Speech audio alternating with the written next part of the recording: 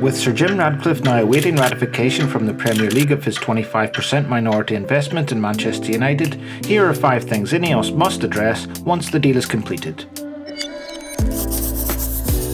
Win the fans over. Whilst many fans wanted a full sale, it ultimately wasn't what we got. There was a lot of negativity from a large section of the fan base following the announcement of Sir Jim's 25% bid being successful, as many fans wanted the Qatari bid to win. It's only natural that parts of the fan base were divided based upon what they felt was the best outcome for the club. It seems Sir Jim may have a task of winning some of the fan base over. Is it an ideal scenario that it is only 25%? No, but it's the hand we've been dealt, and we are in a much better position now than in November 2022 when the strategic investment project was announced. It's far from ideal that the Glazers are still here and can take a back seat while our club still continues to make them money, but at least now we have someone who wants to inflict change. Sir Jim is a local boy and lifelong fan, and his intentions are clear. He wants to improve things both on and off the pitch.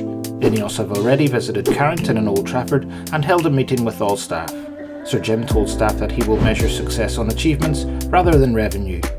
He claimed that financial gain is not his primary objective with this deal. He simply wants to restore the club to a position where they can once again compete for trophies. There was an apparent buzz of positivity about the club as a result of this meeting, but the task at hand is a challenging one, and ultimately actions will speak louder than words. Refresh the club's football hierarchy. Sir Dave Brailsford told Manchester United staff last week that INEOS will take over Manchester United's football operations. A long overdue revamp from the top down in this area is required, with best-in-class appointments for each of the roles. A strategic overhaul of football operations is something Ratcliffe must focus on from the start. It is believed Ratcliffe will appoint Sir Dave Brailsford as Performance Director, with former Juventus and PSG CEO Jean-Claude Blanc replacing Richard Arnold as Chief Executive. It is rumoured Technical Director and Head of Recruitment roles are also being investigated to potentially appoint the talented and experienced Dan Ashworth and Paul Mitchell. John Murtagh could find himself as the next member of the senior management team to exit the club. Financial audit. Despite record revenues in 2023, the club still posted a loss of £28.6 million. United must review their financial operations, including their current strategy with regards to player contracts, as the salaries offered to players are undoubtedly excessive. Manchester United's salaries are still the most expensive in the Premier League at approximately £206 million per year.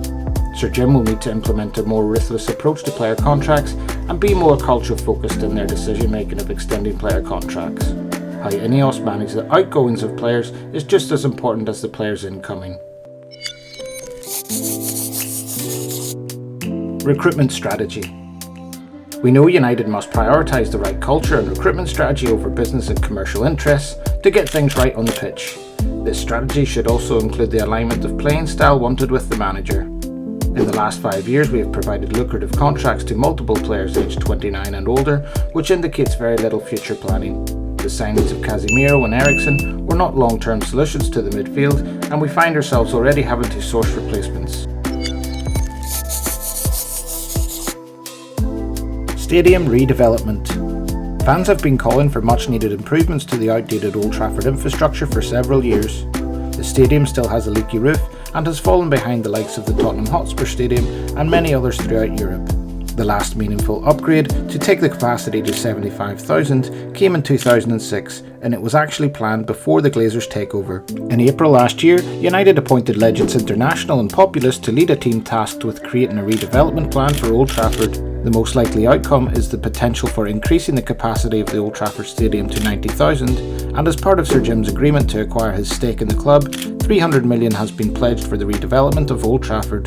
This will be paid in 2 instalments, £200 million when the deal is completed and £100 million by December 2024.